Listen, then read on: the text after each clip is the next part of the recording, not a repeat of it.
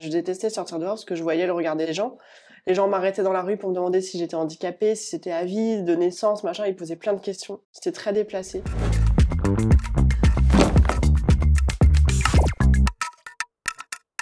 Je m'appelle Louis Gustin et j'ai 34 ans. Je suis attaché d'administration de l'État, c'est-à-dire fonctionnaire, depuis 2021. Moi, je suis Élise Mathy, j'ai 35 ans et je suis médecin endocrinologue à l'hôpital public. Eh bien, on s'est rencontrés à Créteil en 2017. Je venais à Créteil pour voir Élise Mathy. Et puis on s'est plus jamais quittés. On a eu un enfant qui a 22 mois. On a eu tous les deux des accidents vasculaires très jeunes, lui à 24 ans, moi à 27. Et en 2017, l'année de mon accident vasculaire, Louis voulait trouver des jeunes personnes qui avaient vécu la même chose que lui pour en discuter et pas être tout seul dans sa difficulté. Il s'est trouvé qu'il est tombé sur moi. Et effectivement, on s'est plus jamais quitté. On est tombé amoureux et voilà. Alors moi, je l'ai vécu en Pologne, à Varsovie. Là, j'ai eu mon AVC et j'ai eu de l'aphasie. C'est-à-dire qu'on ne parle plus. Et donc, il faut réapprendre à parler avec des orthophonistes. C'est un symptôme, mais c'est vraiment mon handicap qui m'a même fait me lever le matin et qui m'a dit, il faut que tu sois capable d'aligner une phrase, même un mot. À peu près 12 jours après, je suis rentré à Metz, ma ville natale, et là, j'ai bien compris qu'il y avait un problème, parce qu'en fait, je n'avais pas réalisé que c'était hyper important, c'était un AVC massif. Voilà, donc j'ai dû faire un IRM et tout le tintouin. Et après, passé 15 jours dans un hôpital.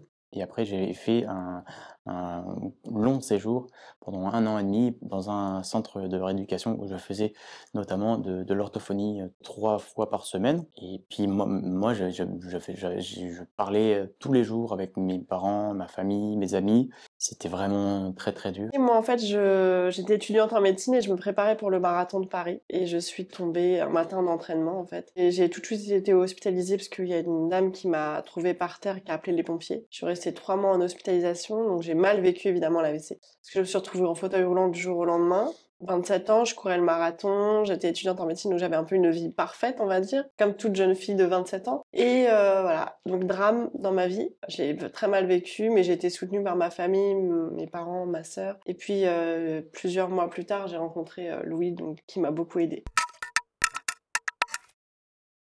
Moi, la rencontre, c'est sûr que c'était plusieurs mois après mon accident vasculaire. Je cherchais personne dans ma vie, j'avais que ma rééducation en tête, et je m'attendais pas du tout à tomber amoureuse de quelqu'un.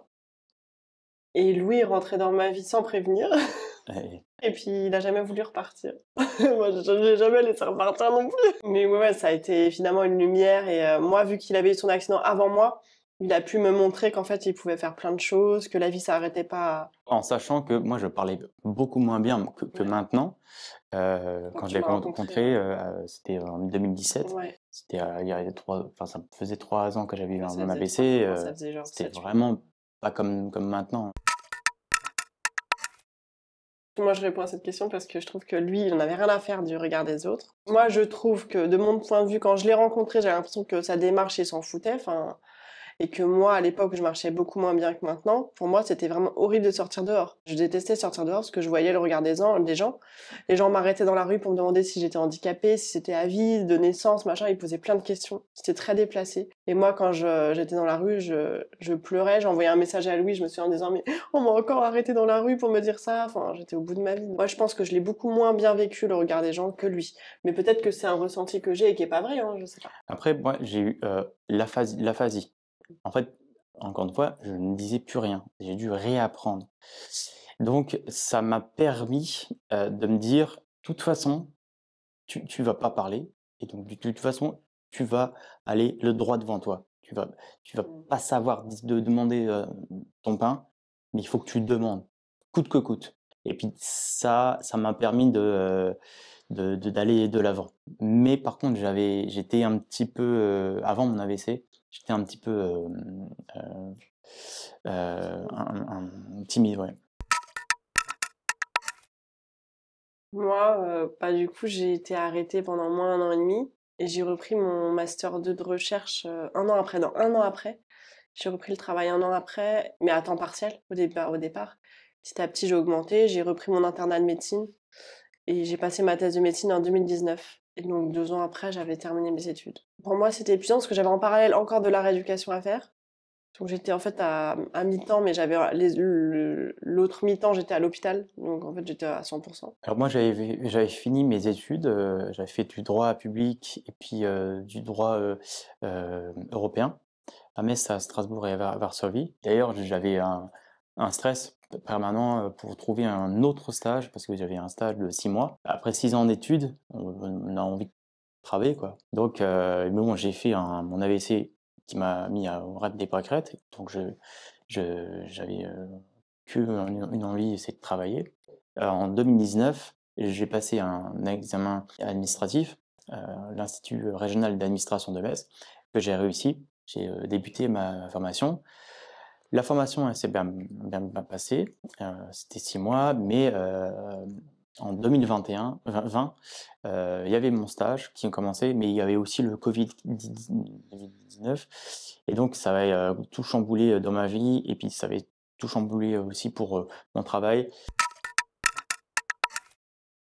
Et est-ce que j'ai eu des aménagements? À Non. part le temps partiel, non, j'ai pas eu Non. d'aménagement, non. Mmh. Enfin, j'ai pas demandé non plus d'aménagement spécifique. Bah, en fait, là, j'étais en stage, je pouvais avoir des aménagements. Maintenant que je suis titulaire, j'ai pu bien apprendre. Maintenant, je travaille dans le référé, enfin, je suis référent handicap, mais je ne le savais pas. Et en étant stagiaire, je pouvais quand même bénéficier d'aménagements et je n'ai rien demandé en fait. C'était vraiment c'est 6 mois, donc il fallait que je fasse mon boulot. De toute façon, moi, je n'avais qu'une main pour taper avec mon ordinateur, ma main gauche qui n'est pas directionnelle, donc c'était quand même difficile. D'évoquer ce qui s'est passé, bah, en fait, les gens, ça se voyait, quoi. Donc, de toute façon, j'étais obligée d'en parler. Moi, j'ai pas eu de souci pour en parler, puisque de toute façon, c'était visible à ma démarche. Et puis, les gens me connaissaient d'avant aussi. Je suis restée dans le même milieu, je suis restée avec les mêmes personnes, donc ils savaient ce qui m'était arrivé tous. Donc, pas de difficulté de communication par rapport à ça. Oui, enfin, j'ai reçu des remarques et puis ouais, j'ai pas eu mes stages au début. Et puis j'ai réussi à avoir mon stage, hein. J'étais titularisé en 2021, mais c'était quand même c'était terrible en fait. C'était épuisant, stressant de me lever tous les matins en me disant ok, je vais travailler, mais en fait ils ne savent pas ce que c'est. Ils comprenaient pas ce que j'avais, ils comprenaient ce que j'avais eu mon AVC, mais ils comprenaient pas ce que ça avait eu mon aphasie. Et donc ça, c'est vraiment un message que je veux porter aujourd'hui, c'est que l'aphasie, c'est on perd le langage avec un AVC ou un traumatisme crânien et on est complètement conscient, même si on ne peut pas parler, et on peut récupérer plus ou moins, mais on est complètement conscient. La grossesse s'est archi bien passée. Vraiment, on a eu je dis on a eu une grossesse. C'est vrai que je l'inclus vraiment dans ma grossesse parce que je trouve qu'on a vécu la grossesse ensemble et on a accouché ensemble. Donc je vais dire on parce que je trouve que ça s'est vraiment passé de façon magique. Je pouvais pas être suivie que par une sage-femme. Fallait que je sois à l'hôpital, suivie par un gynécologue tous les mois. Je devais prendre mon traitement par aspirine alors que je le prends jamais d'habitude. Donc oui, non, c'était quand même plus cadré. Ah, par contre, accouchement voix basse possible, aucune contre-indication. Donc au final, j'ai eu une grossesse normale, qui s'est super bien passée. Accouchement à terme, pas de contraction en avance. Enfin, franchement, vraiment, j'ai rien à dire sur mon accouchement. Plus de fatigue qu'une personne normale, mais parce que ça, c'est la fatigabilité de l'AVC, forcément. Donc je me suis arrêtée à 6 mois de grossesse. J'ai continué à travailler pendant 6 mois. En plus, on a acheté un appart à ce moment-là. Enfin, on est un peu des fous. On a déménagé une semaine avant que j'accouche. Là, j'étais un peu stressée. Je me suis dit, là, s'il y a les cartons et qu'il arrive à ce moment-là. Donc, j'ai mis un peu la pression à Louis. Je fais, là, faut qu'on déballe les cartons. On a réussi. J'ai accouché dans des conditions magiques. Franchement, rien à dire. Après, c'est sûr qu'autour de nous, ça parlait un petit peu. Mais comment ils vont s'en sortir avec un bébé? Les questions habituelles. Après, on nous l'a dit après, ça. Mais Après, il est né le 12 juin comme moi. Ouais, c'était un peu un cadeau d'anniversaire pour son papa. Ah, c'est trop Le bien. même jour que son père, ouais. Après, la première journée à l'hôpital, j'ai regardé, une aide-soignante, une auxiliaire, de puériculture et en fait, je lui ai dit: «Bah, en fait, j'espère que je vais réussir» et en fait, j'ai Mais en fait, elle nous a dit: «Mais votre bébé, il va s'adapter à votre handicap, vous inquiétez pas». Et en fait, maintenant, on le porte, il fait 13,5 kg, on le porte à une main. Bon, j'ai un peu mal au cou, mais tout va bien. Non, en vrai, il s'est adapté super bien, il met son pantalon tout seul. Il est beaucoup plus autonome, je pense, qu'un bébé de son âge. Mais oui, il y a beaucoup de gens qui ont posé des questions, mais pas directement à nous. Je pense qu'ils ont pas osé nous dire: «Mais vous êtes fous, vous allez pas avoir un bébé avec vos handicaps». Non, on n'a pas eu trop de réflexion. L'association, c'est, S'adapter, hein, qui a été, créée en 2018. On a fait, un tour d'Europe en van aménagé et pour faire, une sensibilisation à l'AVC et à l'aphasie. On a fait les 3 lacs Léman, d'Annecy et du Bourget, en tricycle et après j'aimerais bien qu'on, fasse, les, Genève, Monaco en tricycle aussi. C'est un gros projet mais je pense qu'on va y arriver. Bon, bah, j'ai pas mal de projets. On a fait, une première journée, de s'adapter il y a 2 semaines. On avait, pas mal de sportifs, des skippers, des pilotes d'avion, des randonneurs, des escaladeurs, pour, essayer de faire en sorte que, on soit, à même de faire du sport en étant, aphasique ou, en situation de handicap. Ouais, enfin, on a pas mal de projets et puis, j'aimerais bien traverser, l'Atlantique, pourquoi pas.